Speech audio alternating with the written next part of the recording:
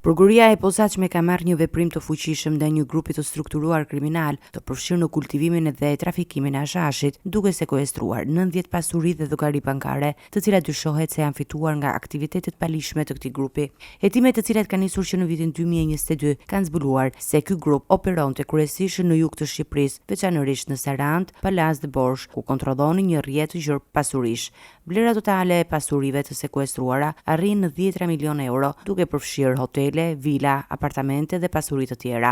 Pasuritë e sekuestruara përfshin gjithashtu 39 llogari bankare të shpërndara në banka të nivelit të dytë në Shqipëri. SPA ka identifikuar Kristo Qiriçin si lider të këtij grupi, i cili ka operuar nga viti 2019 deri në vitin 2021. Në hetim janë përfshirë gjithashtu 2 ish policë dhe 4 ish drejtues të policisë, të cilët dyshohet se kanë favorizuar këtë grup kriminal ose kanë sabotuar operacionet anti-hashash. Grupi dyshohet se kishte kontroll të plotë mbi zinxhirin e trafikut të hashashit nga Shqipëria në Greqi, nga kultivimi dhe prodhimi deri te shpërndarja dhe shitja.